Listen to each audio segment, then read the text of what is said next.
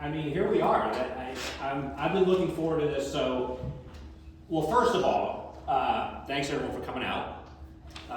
We're all here to support this young man and this unbelievable accomplishment, which I've been looking forward to talking about. But thank you to Potter's House and the team here. It's a very wonderful partnership that I look forward to growing. We were talking before about pandemic lasted so long that virtual events became the new normal, which I don't think any of us wanted. So it's interesting getting our feet wet again, but I look forward to promoting the work you do and promoting local authors. So, more to come, but today, so there's a little mini full circle. So the 1455 author series started in Winchester, I want to say in October. Actually, gosh, it might have been exactly 3 years ago, but it was fall of 19. And couldn't have been more appropriate. John's first book, Home Place. That was 18. That was when the book came out. It was late 18, that's right. Because 19 is when I came. Okay, so, gosh, 4 years.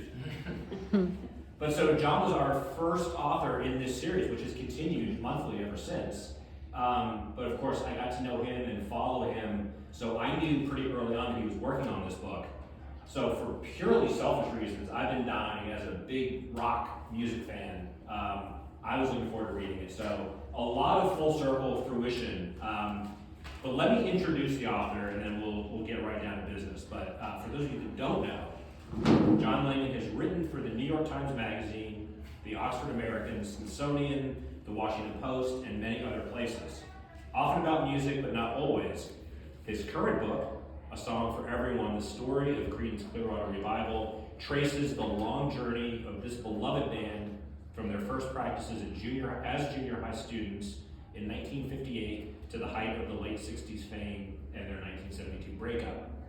His first book, the aforementioned Home Place, a southern town, a country legend, and the last days of a mountaintop honky-tonk, tells the story of Jolton Jim McCoy, a country music impresario from West Virginia's Blue Ridge Mountains, and the relationship between his work in the community, which included a pre-famed Patsy Cline, whose house is, of course, still in Winchester.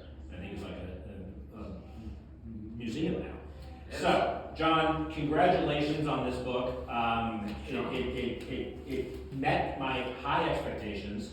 And like I said, I was saying to my wife Heather on the way out here, I always prepare and over-prepare for these events, but I'm like, I didn't even need to prepare because I got so many questions. But I'm dying to talk to you about all of this. But I think the first thing I want to ask, I think will set the tone. Let's get a handle on your bona fides.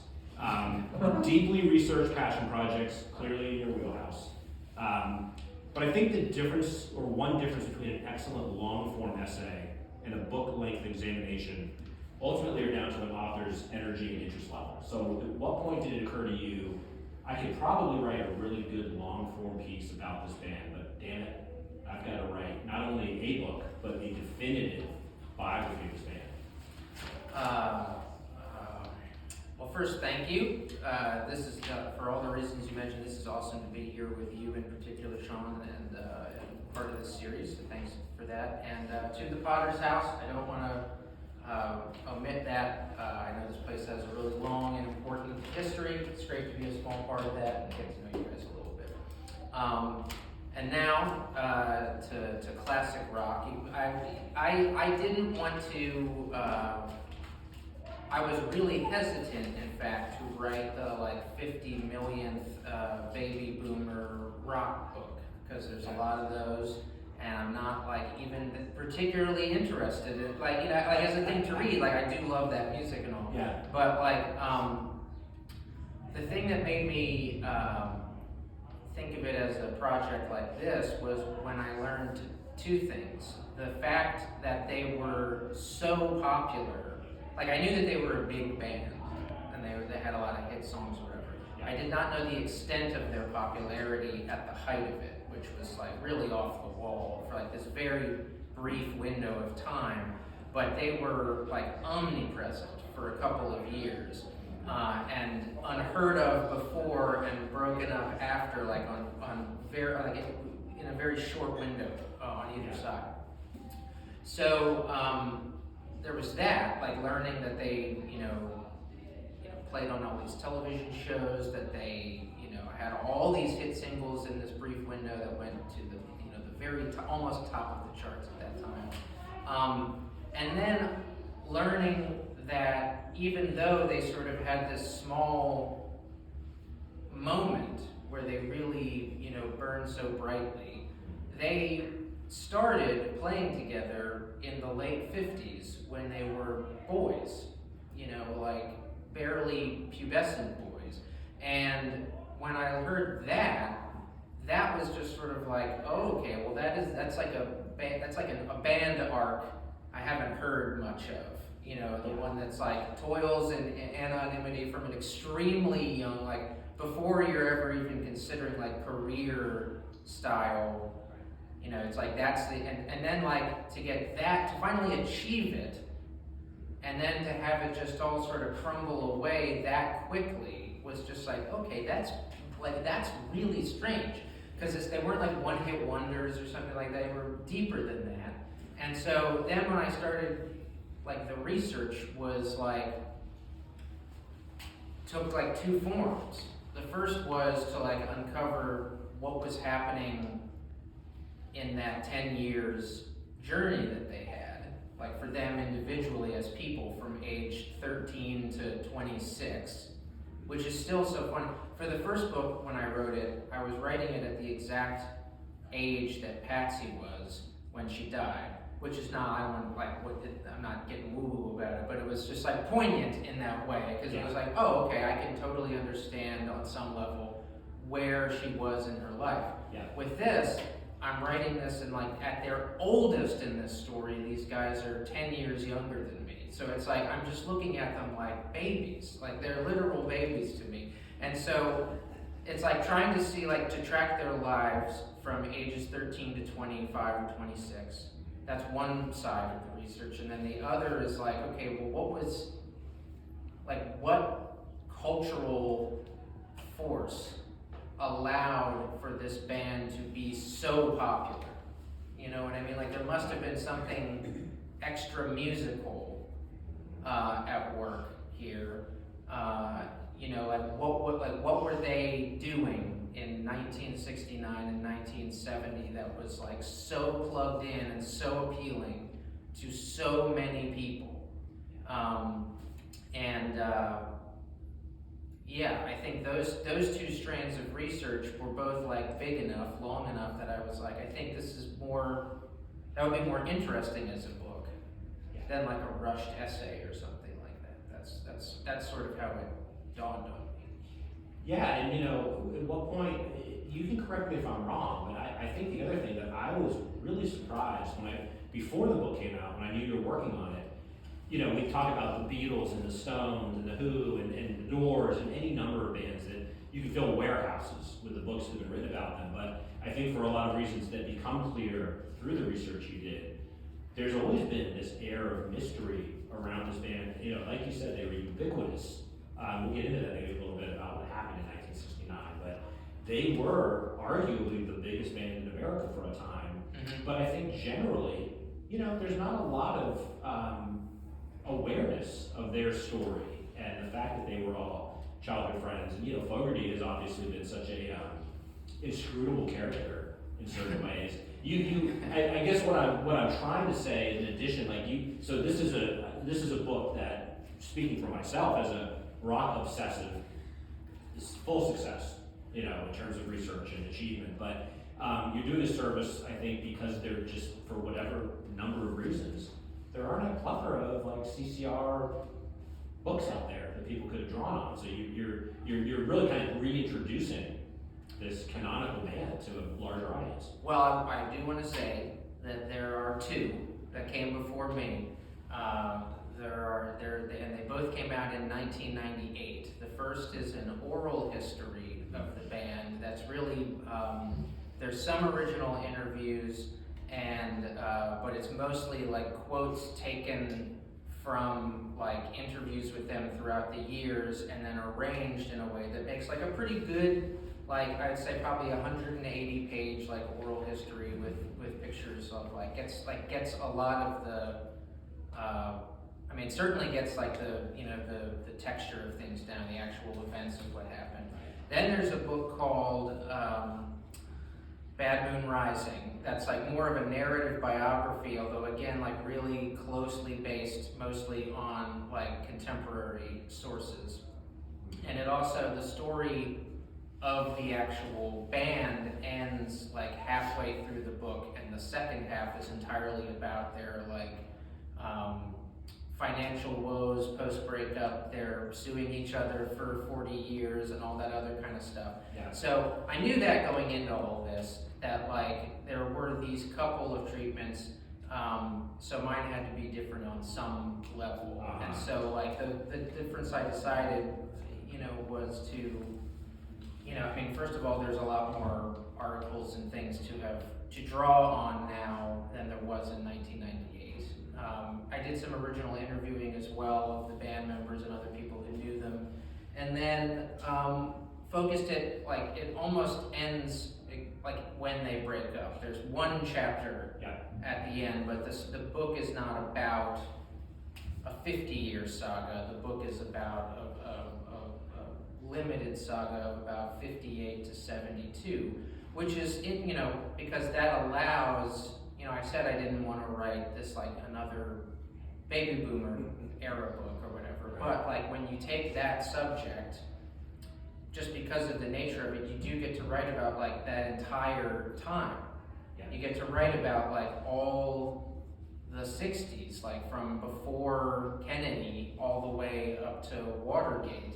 And so like I wanted to kind of bring those things. So to me, like those two things are related. The fact like that you said, the fact that they don't have a lot of they weren't documented very well at the time. And that's true because they started so early, they were such a kind of small, hermetic thing.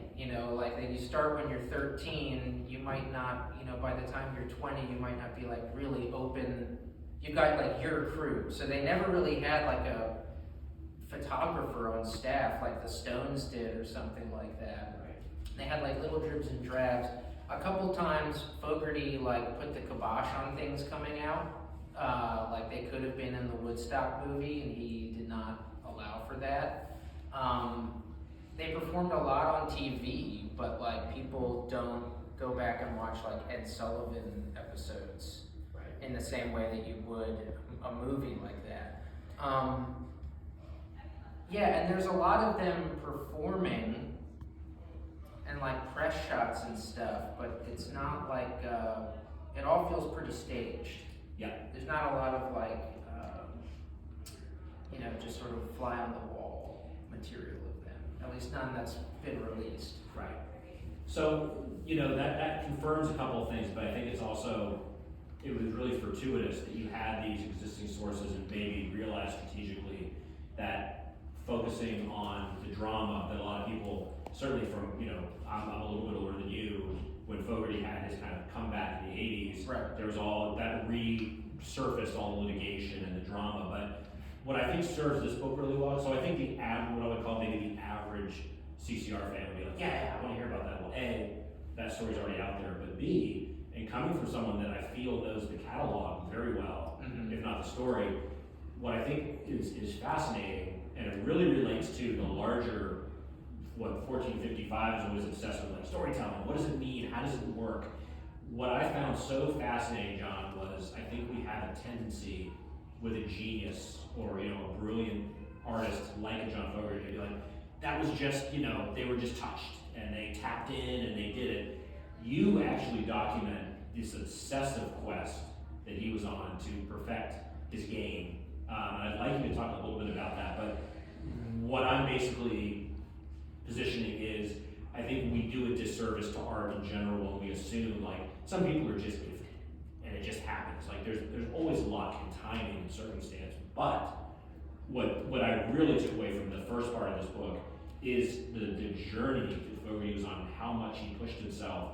It reminded me as much of an athlete, or different types of artists where you have to take time and learn, and he immersed himself in this. And we can then start talking about how there was the good and bad that came out of that obsession. But This didn't just happen overnight, basically, obviously. Yeah, the athlete thing is interesting because there is like a lot in his development that's about like muscle memory. You know, it's about like perfecting a sort of physical, like whether it's the way he sings or the way that he like bends his guitar strings and stuff. It is a very, yeah, it resembles like practicing free throws or something like that. I think you're right that, yeah, there's no way that people are just touched and gifted or anything like that. You know, even naturally gifted people have to like work and hone a skill or a voice or whatever else.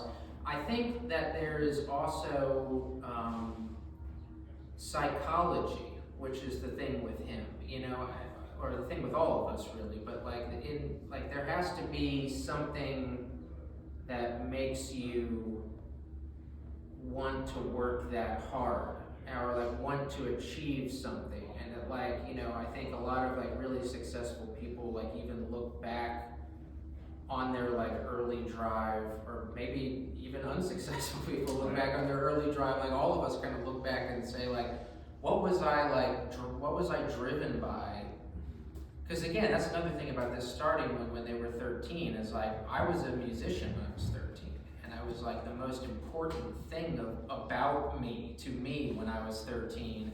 And I could really relate to that, like, of just like being a obsessive like player and wanting to get so good so badly. But it made me think. I was like, I couldn't even tell you like why that was important to me back then. Whereas for him, he kind of made it clear at different times in interviews. He was like, I don't want to be poor.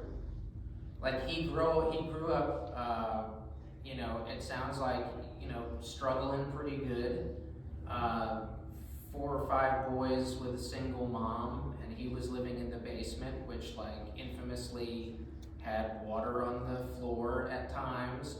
And this was like a thing that multiple people around him and that he has written about, you know, saying like once, like he doesn't like entirely make this connection. Like when he writes about himself, because of course his memoir is this like fascinating psychological record, but like, you know, when he talks about discovering music, he talks about it and then like something mystical was driving me and I just knew I had to, and then he, in a different paragraph, like right next to it, will talk about like, and whatever I had to do, I had to get out of that basement, and I never wanted to go back to that basement ever again. But even though he never like exactly says like, I wanted to play guitar so that I could get, he never makes that bridge, but it was like close enough that I did feel you could say that like the closest my read on it is that like he was driven to do something to get out of the basement, and you know, lucky for him, he was a musical genius and recognized it, and like, you know, worked extremely hard at it, and so that could be the thing, you know. And I don't want to discount, you know, what creative and artistic, you know, like brilliance he is bringing to it, and the personality that he's bringing to it. But that's like, to me, I mean, yeah, he makes it pretty clear. Like, I don't know. He may not have been so driven in the way that he was had he been middle class. I think it's just what I'm trying to say. That totally, you know, makes sense to me. And the reason, I mean, I think the analogy to, say, an athlete, I think would hold. But the reason I specifically go there is I was thinking while I was reading this a lot about the Michael Jordan 8-part documentary that came out a few years ago, where, you know, similarly, like, narrative is so important. Like, he had control over it, so there are elements of him putting the story he wanted. But what struck me, there's so many things that struck me about that. But one of the things that lingered with me and made me think a lot about it while I was reading this was, you don't get the sense that there was a lot of joy when Michael Jordan was at the top of his game, winning all these trophies. There was always more drive. Nothing was good enough, and a lot of it was almost really sad to me in a way reading about Fogarty at the height of their popularity, so tightly controlling the reins, so focused. As an outsider and a fan, I can completely appreciate and respect. Yeah, that's the drive it takes to be at that level. But gosh, there's something kind of tragic about it is that drive that enables you to reach those heights, but you're really not even appreciating the ride when you're on it. Yeah, a lot of people have asked me, like, because like his reputation precedes him as like a famous rock star jerk, you know, Yeah. like, and so like people say like, oh man, reading about him, like, does he just come off as this total awful person? And the funny thing is that I definitely ended this book like more sympathetic to him than I started it. Yeah. Like I didn't go into it like looking to prove that he was this awful guy. And I think the reason that this like even happened is from exactly what you're describing. It's like it's not like I pity him or anything like that, but it's like, again, if you're coming at it from the idea that like he has this pressure on himself to make something of himself, then he kind of like resents the people who are helping him, you know?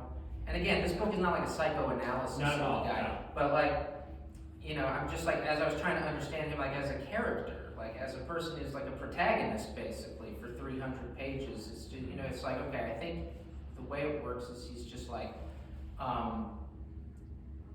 yeah, like if this artwork is the thing that you're like banking your whole soul on, that is gonna take some of the fun out of it. You know, like if that's becoming not only just like, you know, the only way you communicate successfully with people, Right.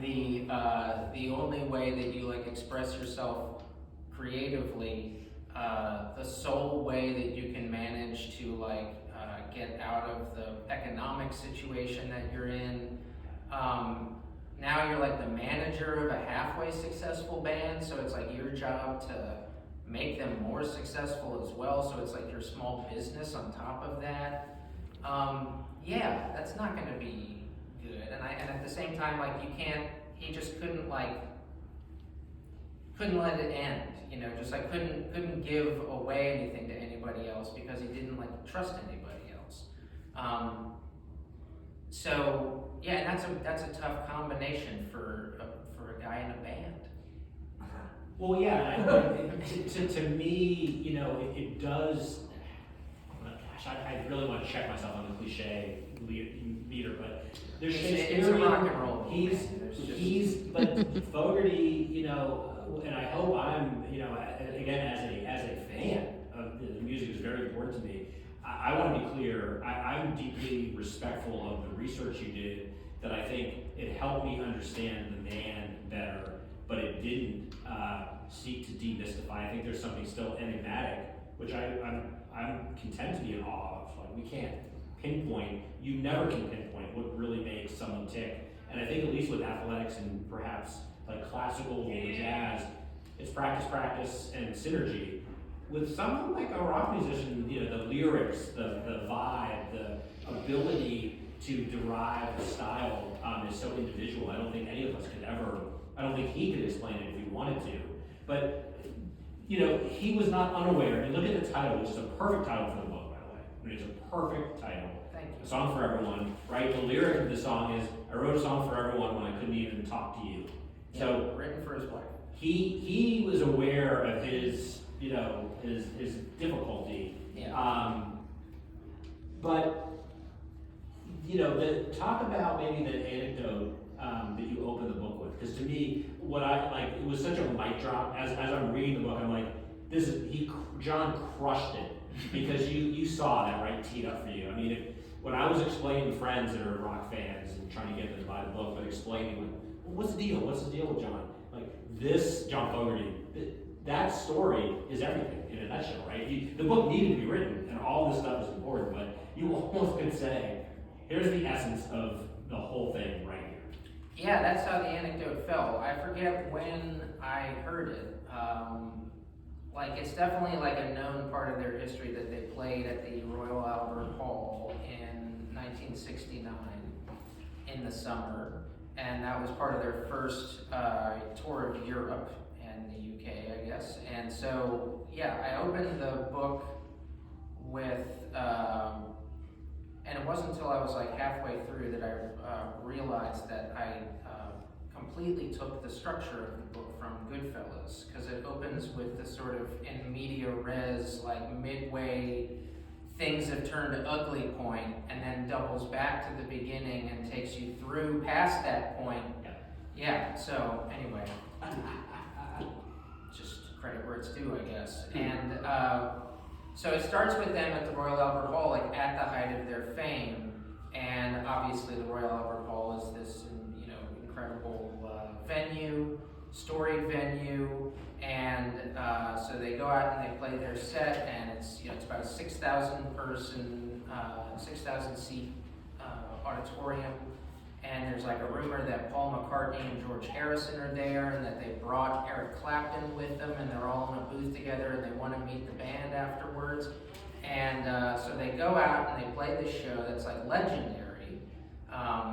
That in fact the band, they just released a Netflix movie of this concert, because it was recorded for British television, and again, like in accordance with their usual thing, like it wasn't, like they could have released this as an album 50 years ago, right? But actually they kind of did, but not in this, that's a totally different story. But anyway, so they play this show, and then they come off stage, and the people are going crazy because there's the sort of like expectation that people are going to do like tons of curtain calls. That's like Royal Albert Hall protocol. Is that people are going to come out and take bows and do encores, and it's very theatrical. And but they, meaning John, have a strict no encores policy, because encores have become really phony in the late 60s, and like the old blues guys wouldn't do it or whatever. So so like the place, like 6,000 people are just like screaming, completely expecting an encore to materialize. They keep doing it for like 20 minutes. They never come back on stage. The mob is just like kind of crazy enough, or just sort of like, it's not like they're like violent or anything, but people are just like milling about, like confused. And there's no like empty hallway that the famous guys can come and meet them, so they just sort of like all sit in a snit angry at each other after playing this like amazing show. And I think it was Stu Cook, the bass player, who told me the anecdote about like why they didn't play an encore. Because it was like, obviously, like I said, like a known thing that they played this legendary show. But I think he was the one who was like, yeah, there was this no encores thing that was really eating at us, and especially at Doug, the drummer. At this time, that John was really just, and so I was just like, that's another thing where you just go like, what a weird policy. Like, why would you have that policy? So you start asking questions like, well, that was after he did this thing, and so it's just like, the more you learn, like, sort of month by month, day by day of these people, and I guess this is just what any biographer does, it's just like, that's when things sort of come in, because that's when you sort of realize, like, okay, it has to proceed so linearly, like there's no jumps in time. Everything has to be just like straight one, just so you understand. Because that's the thing, like people who know this band even a little bit, what you know is like the songs are awesome, and then you have like all these questions. Like, what happened to that band? Like, why did they, like, is Fogerty as weird as everybody talks about? Or like, who are the other guys' names? Or, like everybody just has those questions about them. So you have to like, you have to show like how those questions like can be answered. But it takes 10 years because these guys were just, it's like psychologically fused to one another at like at age 13. Right. You know, and that probably ends up being pretty weird when they're like your coworkers in a $1 million industry 11 years later. Right. You know, I don't have that experience. well, and I was just about to say, right? So one thing that writing, of course, John and I both write, it can be solitary. It's full of rejection.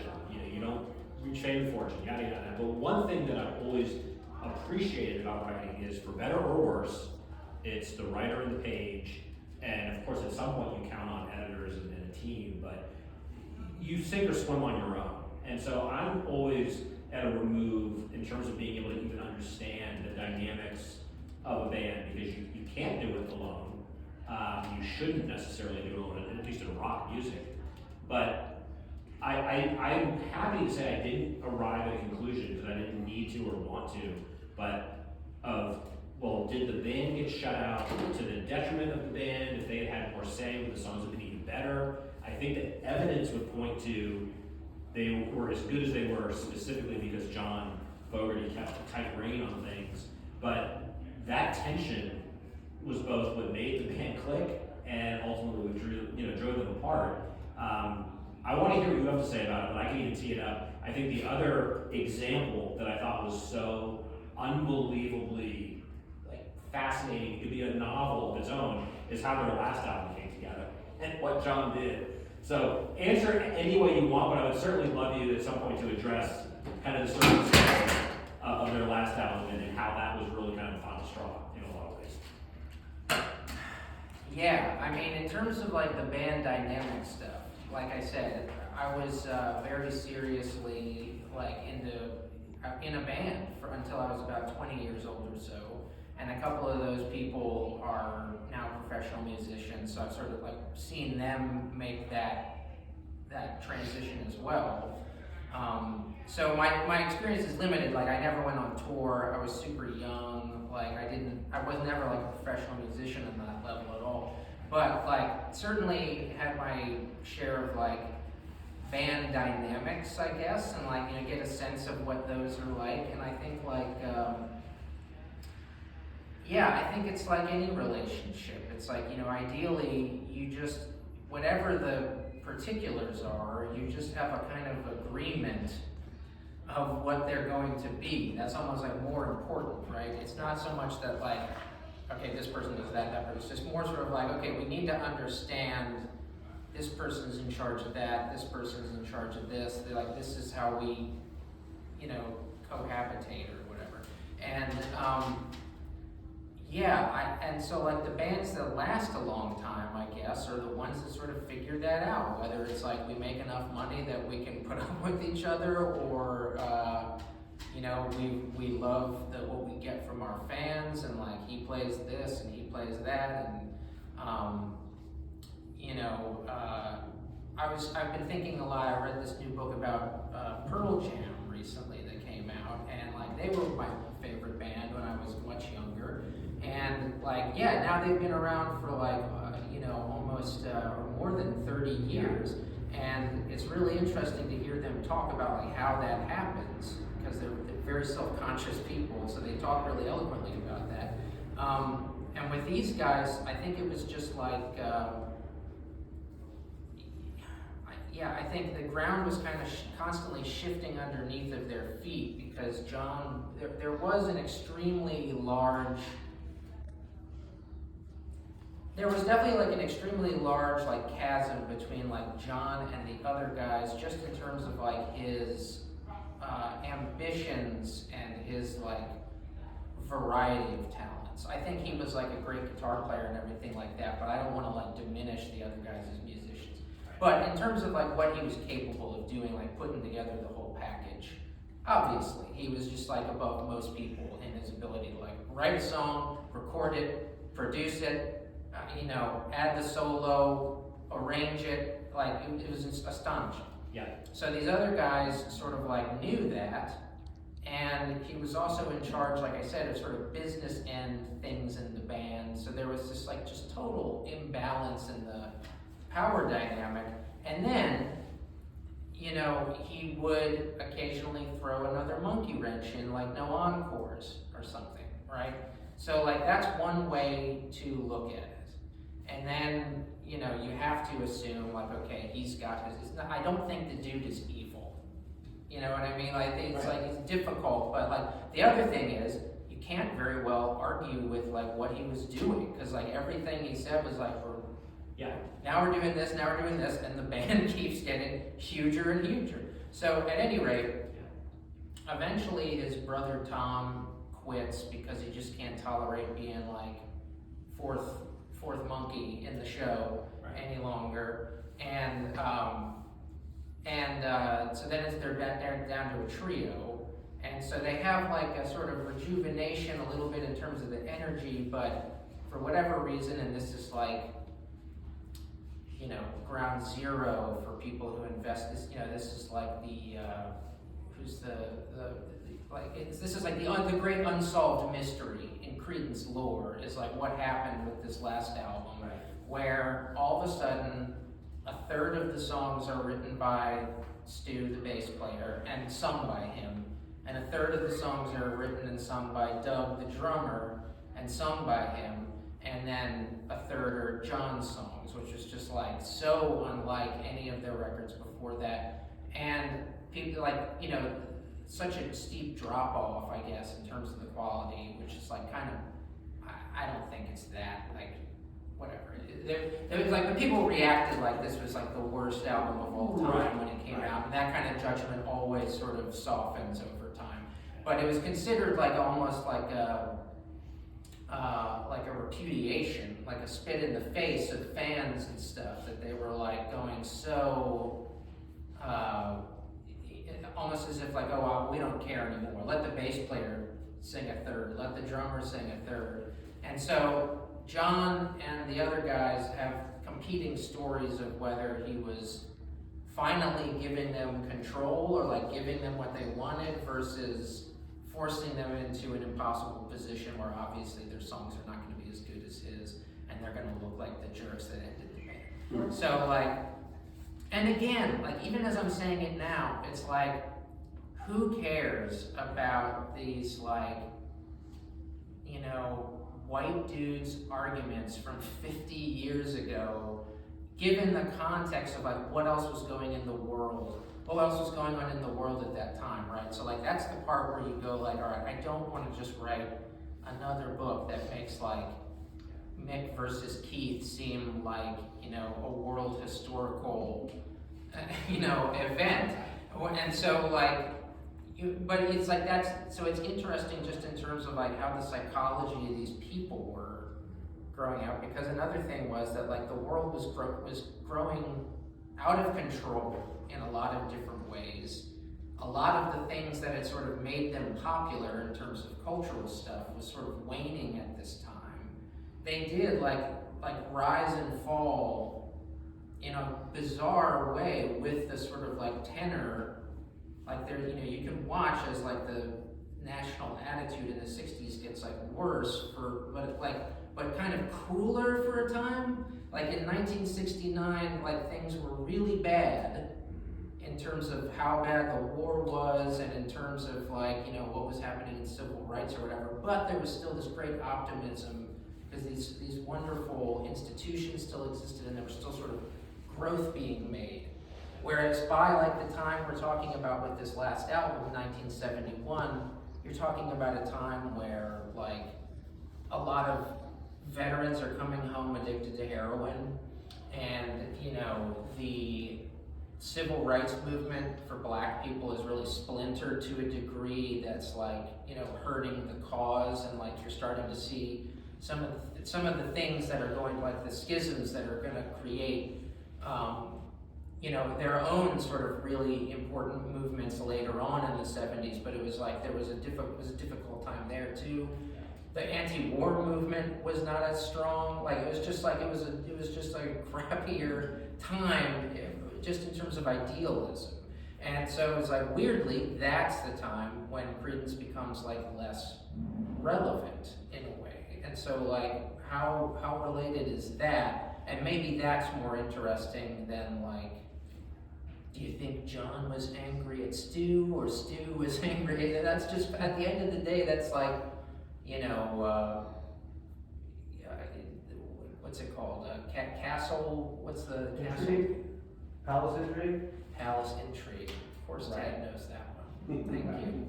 Well, so I take your point and don't disagree and have any issue with anything you just said, but I think if we were talking about a band second tier or even lower first tier, Mhm. but for arguably one of the seminal, I would argue on the short list of seminal American bands ever in the rock idiom, I think it does warrant scrutiny and the again, I can't help but think of a Michael Jordan. Like, Yeah. his teammates hated him, but they acknowledged, we're not gonna win the world championship without this guy, and not only that, we're not gonna win without him being unequivocally in charge.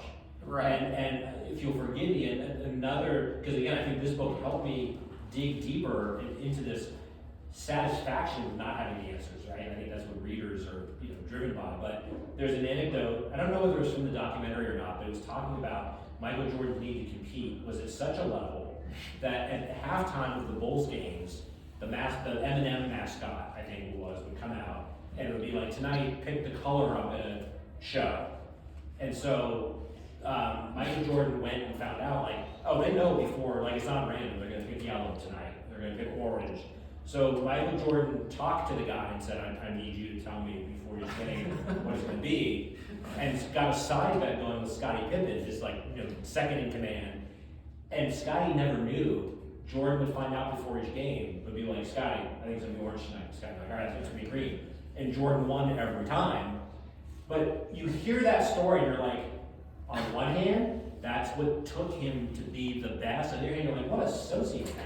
Yeah. I'm not making an analogy to John so much as saying, I can appreciate, like, who are we to judge, especially if they made their millions and can coexist and the story happily ever after, etc. But I'm just saying, I don't judge and say John's evil or a jerk so much as we mere mortals can't understand the machinations of what that fanaticism led to Green River and led to Down in the Corner and led to, as long as I can see the light. Like, we got this art out of this guy. And to me, that is the bigger, and you certainly can ask your question. Oh, yeah. I don't want to interrupt you if you had another Jordan. No, no, that was a great Jordan story, though. No, I'm curious what you wanted. Well, the Jordan stuff is about Jordan and so forth, but you mentioned the Vietnam War and the Civil Rights Movement, and those two things, for reasons of my own, I'm curious to hear more about, because I feel like they're sort of at the heart of the book. And you talked about how they appeal to you surprising swath of America. I'm wondering, how did their music cross certain divides? It was not only heads listening to them, it was not only people in the hate, it was not only hate posers in the Midwest or whatever, right? It was, it was red collar music that some red collar music people actually listened to, right? Definitely. I think this actually relates to what Sean was asking a minute ago too, because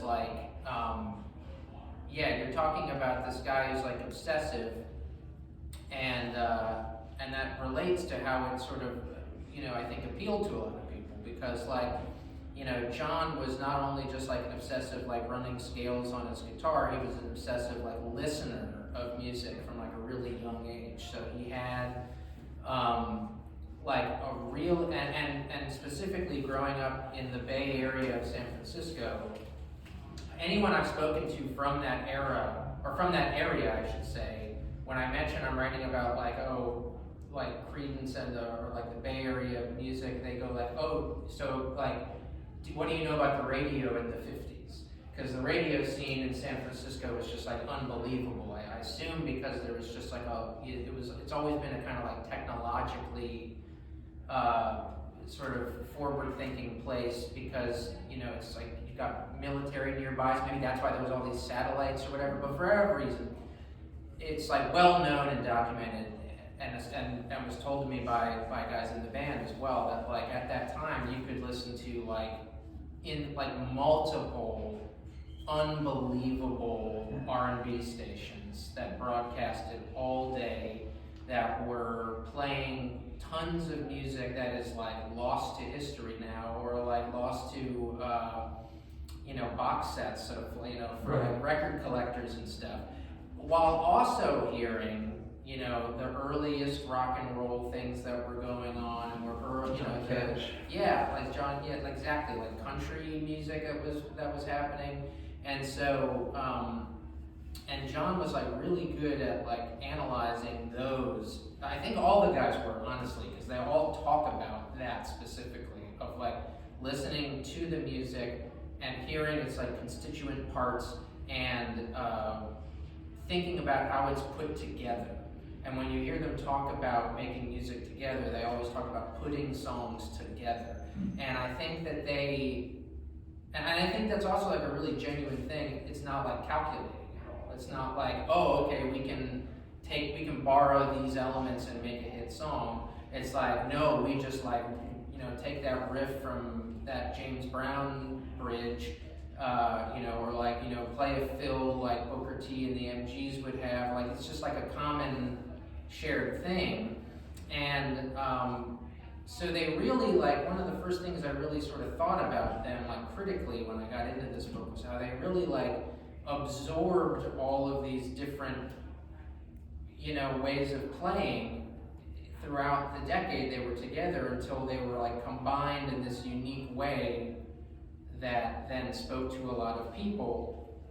And yeah, I mean, and then on top of that, like, the songs were about real things, like the songs, like they weren't like sloganeering or anything, they weren't like, folk music or whatever, but like it was about, they had no love songs, which is just like a wild thing to think about considering how famous they were. They had like not nary a single love song, unless you counted, it's like Melinda or something, from the final album. It was like this really like power poppy song that's like just about a cute girl. But did the appeal transcend those like political? Yeah, it totally did. It totally did. I think for exact reasons. It was like, it was like a lot of people could hear those songs and like feel seen in them, to use like our modern working class representation. Yeah, definitely. And like, I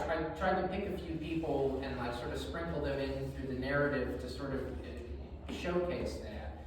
And one of them is Ellen Willis, who is this like incredible, like pioneering female journalist, who then became like a feminist crusader, like first wave feminist crusader, and later had a lot to say about Israel as a Jewish person. She was the first pop music critic for The New Yorker in 1967. And she went through this thing where like Creedence was her favorite band, so it's like, that was also like a thing that like when I discovered that, I was like, that is fascinating. Like that, like the Stones were like she had all, like she was the most plugged into music that anyone could be at that time, as a pop music critic. The most plugged into like activist political thinking, in her like feminist. She was the founder of this group Red Stockings.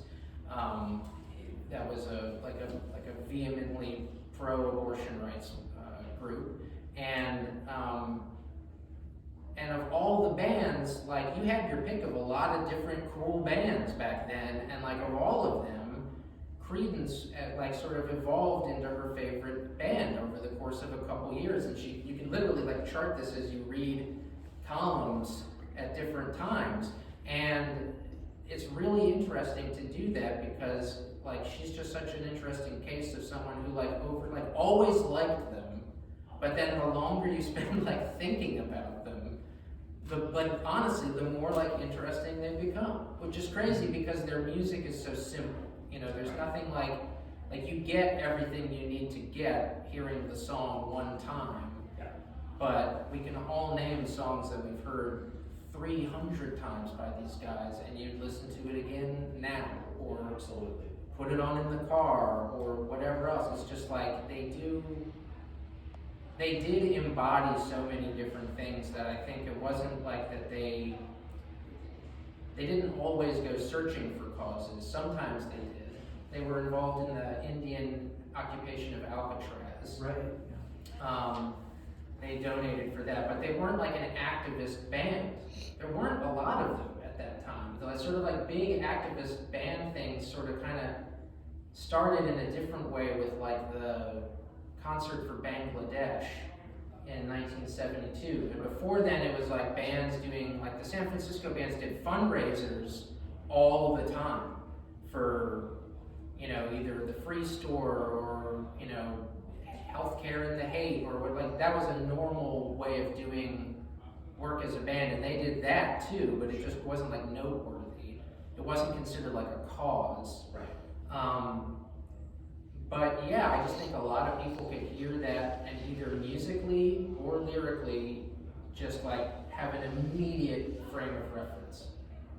Like, oh, that sounds like that music, and they're singing about what I'm, you know, about being angry but not doing it in a macho way. You know, talking about having sex but not doing it in like a chauvinistic way. Like that's literally kind of what Ellen Willis and a couple of other, I found some other like women writers from feminist magazines at that time who wrote exactly that. They were like, I went to a Creedence concert, I wasn't excited about it because guys are always hitting on you at the rock concerts these days and grabbing you and all this other gross stuff. And I don't mean to use that voice, but like they said, like I went to this Creedence concert expecting it to be one thing, and it was great. Like these guys played old school music, they were gentlemen, and you know, like literally said this, and it was just like, what a nice time.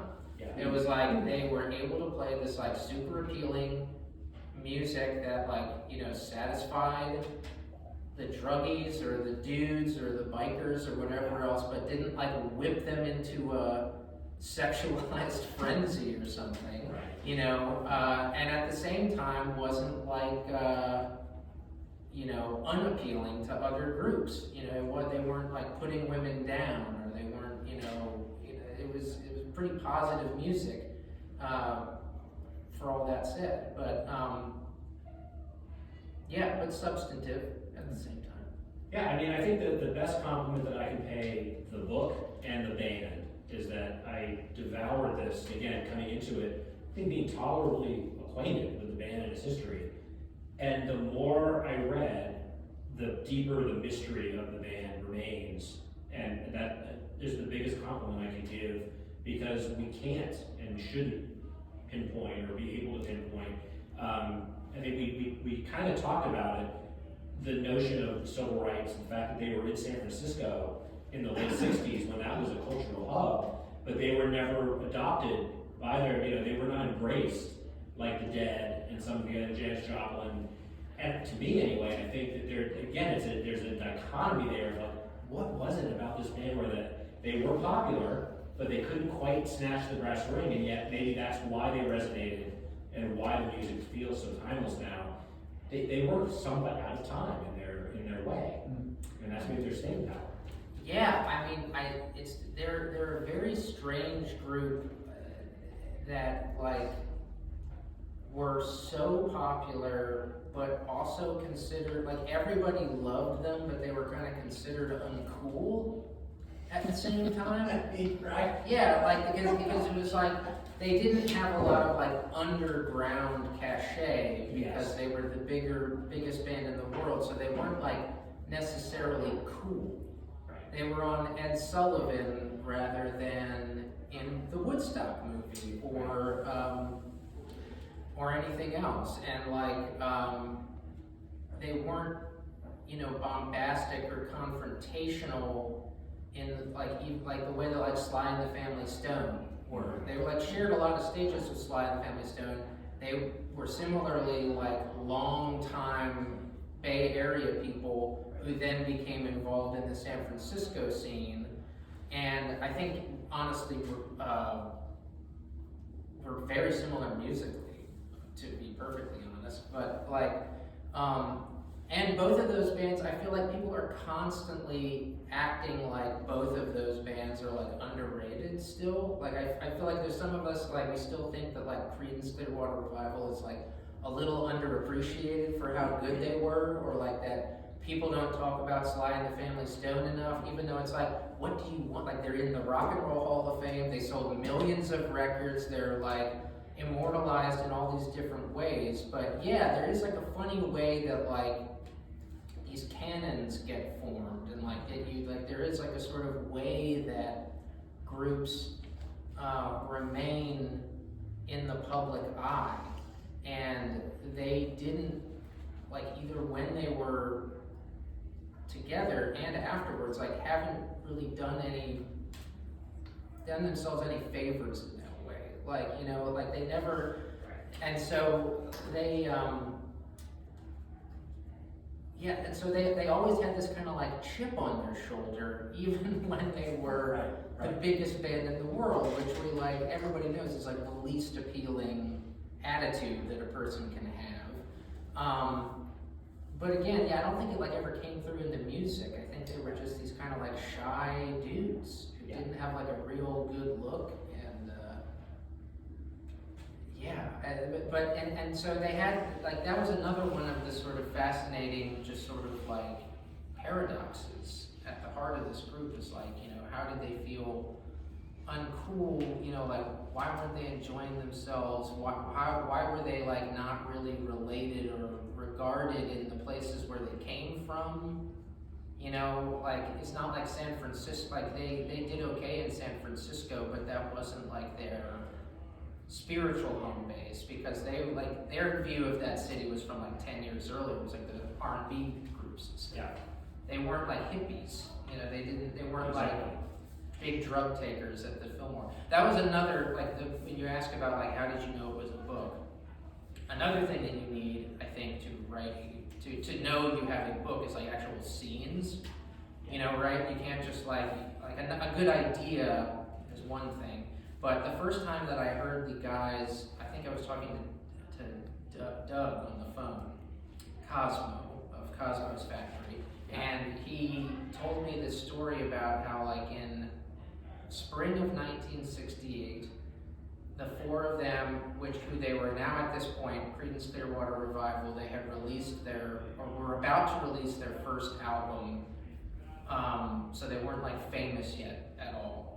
But they were sort of known a little bit locally, and they took like a rare break from gigging and practicing and went to the Fillmore to see the Grateful Dead, and like everybody around them was just like massively stoned, and the band was massively stoned, and the band sucked, like the show was terrible. And then like as the Fillmore was filing out, they like literally like four people like put their heads together and said like, packed, we are not playing music while on drugs or alcohol. And they like kept that, and that was just like, I mean, that's insane. Like, you know, like at that time, at that place, and you know, they I think they got a little loosey-goosey towards the end there, especially with like the alcohol stuff. And they weren't like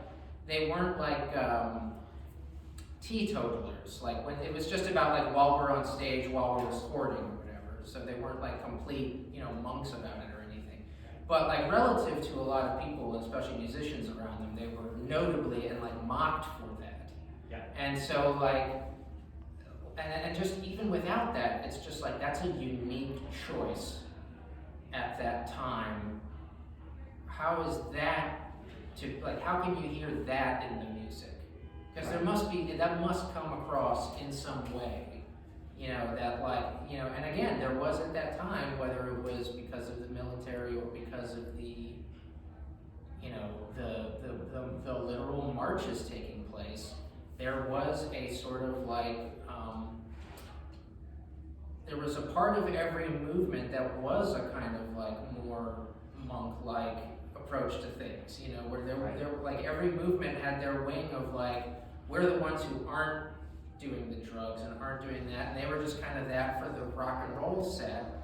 But yeah, that was not the set to do that in, I don't think. Yeah. But you know what I think It was odd to be that guy. Yeah. I think that underscores though to me is, you know, whatever one we've kind of gone all around, you know, John, the mystery, the enigma, the genius of John Fogerty. What no one can accuse him of is not taking his gift very seriously, Yeah, treating it that's like a business. And I think his mic drop, I mean, you could just point to the hits and be like, that speaks for me. But in 1969, arguably becoming the biggest band in the world, 3 albums. So nobody pushes themselves unless they're taking it very seriously. And no matter how hard he was on those around him, I think your book illustrates beyond, you know, reproof that he was always harder on himself than anyone else. I think that's fair. I think that is appropriate to a chronically depressive person, and it was absolutely true about him. And I think that's probably like what he was on some level. Was he was just like a true dyed-in-the-wool, like, I think it was Doug referred to him as a dry drunk, just like having like alcoholic tendencies, but you know, and again, it's like, again, like everyone around him has like some kind of theory on like why he was exactly the way, but like I talked to so many people like from that era, and a number of them, you know, would say like, oh, Doug and Stu, you know, those guys were like, they were really fun, they were super nice, and like, man, those guys could, like, they could play. Like, they were just like, they were really, really great.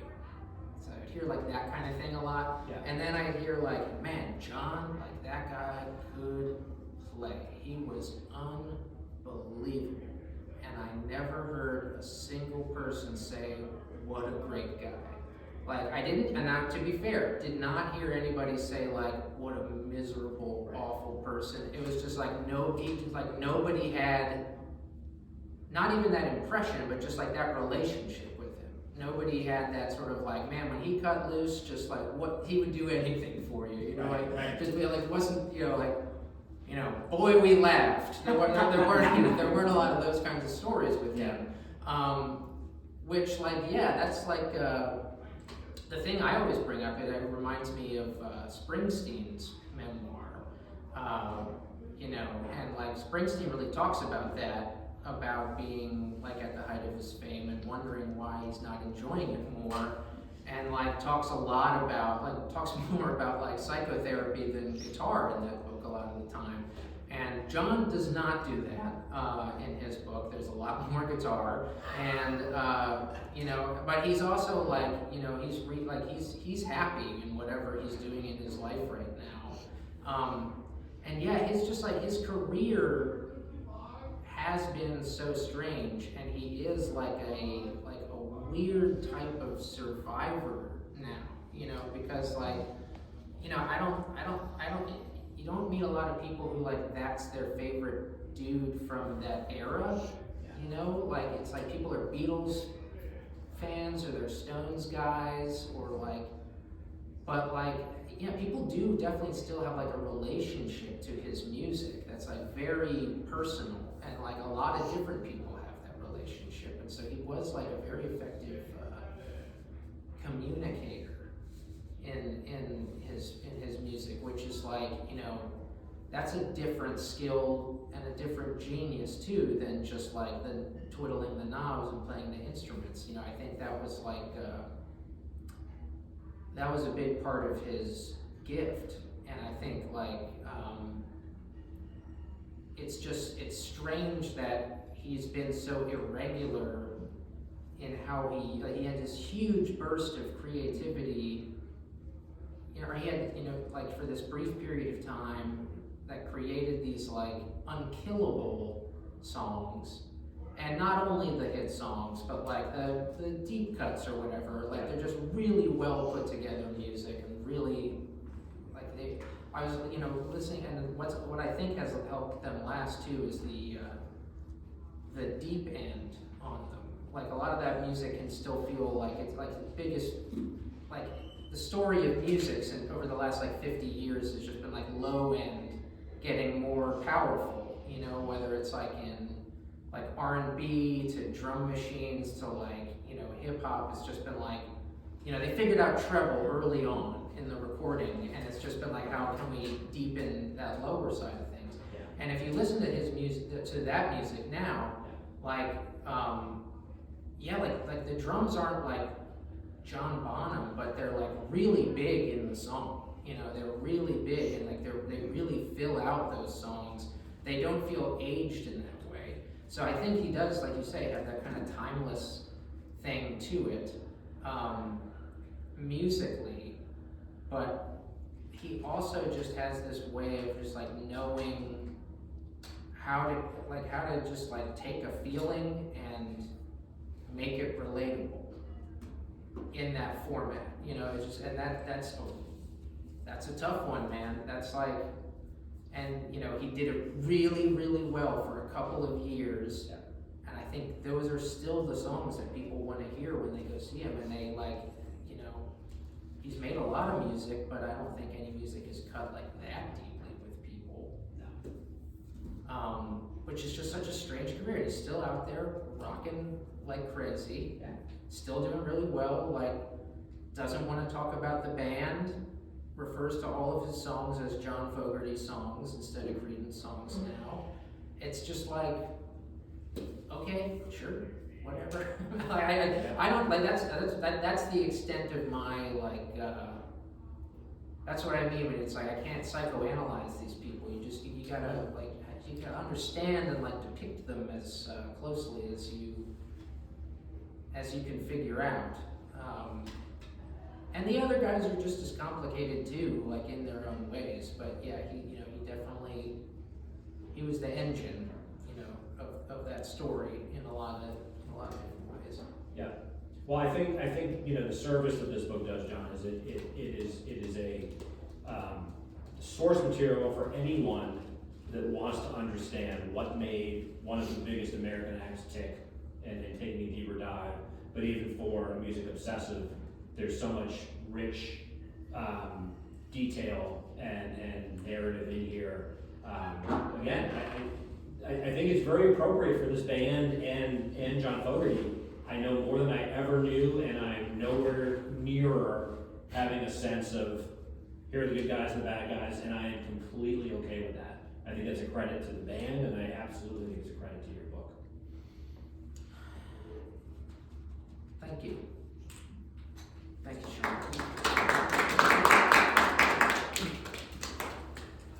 Before I let him go, any other questions? Please. I have at least one. So your first book, very tied to a place. Yes. And then this book, a place is really significant, but at the same time, Fogerty seems to be bucking against the geography as much as he is the time.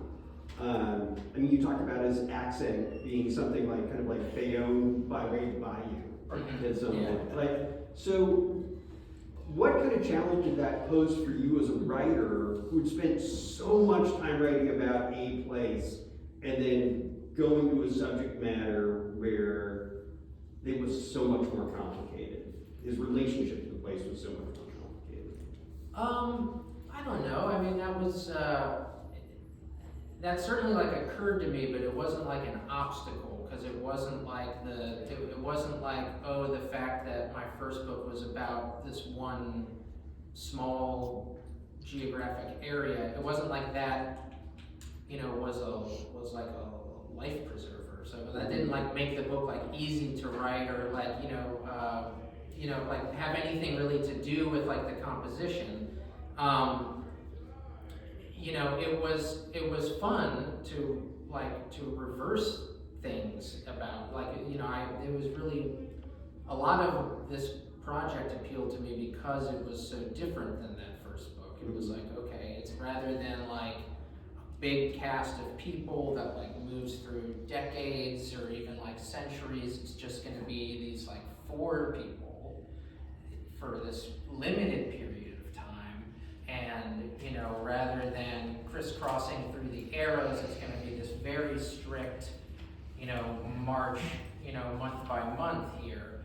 And yeah, I guess in addition to that, it's going to be like, rather than Virginia, it's going to be about California.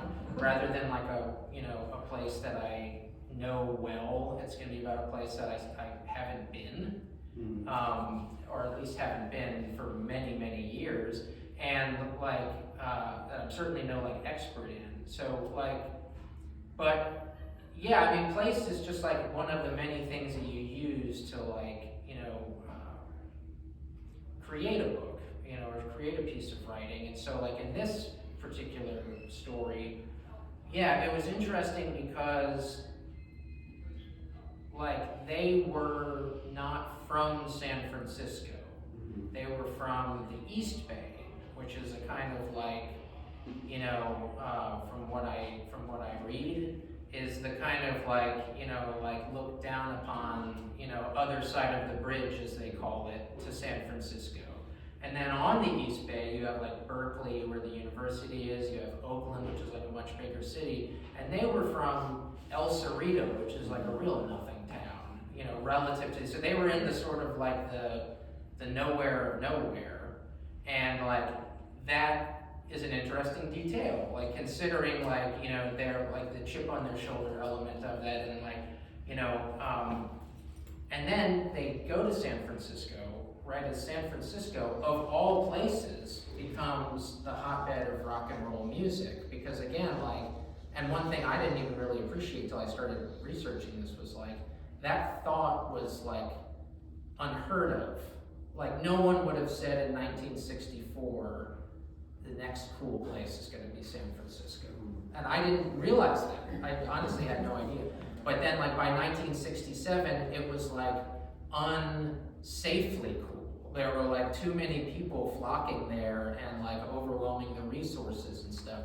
And so like right as that happens, they arrive in this scene that they did not help build, even though they've been there for longer. They've been in that area for longer than most of these bands who are now defining San Francisco or whatever. So now it's like, they have a chip on their shoulder about that, you know? And then they suddenly, way quicker than any of the San Francisco bands, become super famous. They ended up, you know, on the charts or whatever, the top 10 way before Jefferson Airplane or Moby Grape or The Dead or Santana or these other groups. And so now they think people are looking at them like, oh, well, look, now the new guys who don't even smoke dope, you know, look at little goody two-shoes running up the top of the charts. Like now they're sellouts in the town. You know, and all of this is like halfway in their head, because again, like you read about them at the time, or you talk to people back then, and they were like, what people thought Creedence thought they were uncool. Like I literally, like I talked to like, I think it was somebody from Tower of Power, which was like a Tower of Power. Oh, that's awesome. So I'm not laughing at you. No, laugh away, because it was surreal for me for a couple of reasons, but like Tower of Power was like a sort of after Creedence San Francisco band, like horn-based R&B, serious rock stuff. So they get to San Francisco like 1969, 1970, and yeah, I told them, I was like, you know, Doug and Stu always said they were always like self-conscious about like not being the druggy guys and like in with the scene or whatever, and he was like, well, like, what? Like Creedence they were amazing. Like, and then you read up on it, and like, yeah, they went everywhere like around town in 4 separate limos. Like these guys were cool as hell. Like they like whatever you want to say. Like they weren't like these like little nerds sitting around. Like they definitely like had a little rock star flair to them to whatever degree. But even with that, for all these reasons, they still were like, oh, I guess we're just like El Cerrito guys, you know, who aren't like hardcore Avalon Ballroom, like LSD freak out type music. But they literally recorded their first single, Susie Q, like, you know, is a perfect example of, you know, let's call it market-oriented, you know, decision making. Whereas like, at this point, they were a band who you know, is really good at playing like old R&B and country and rock and roll songs. So they pulled an old 1957 Dale Hawkins song, you know, out of the jukebox, Susie Q. They changed the name, like the spelling of Susie for some reason that they never explained. And then they kind of switch the beat around just a little bit and make it 8 minutes long so that the hippies can dance to it at the Avalon, and like that's the song that gets played. And that was literally the reason why they made it 8 minutes long. So it's like you gotta give the long hairs what they want or whatever, you know. So like, yeah, but you know, people were making that. People still make that kind of. Like, why wouldn't you make that kind of decision? You know, all you gotta do is just play the song longer, and then just play the song longer. It's fine. Anything else? I think we've done the work justice. I certainly hope my enthusiasm has been articulated adequately, but thank you all for being here. Thank you to Thomas House.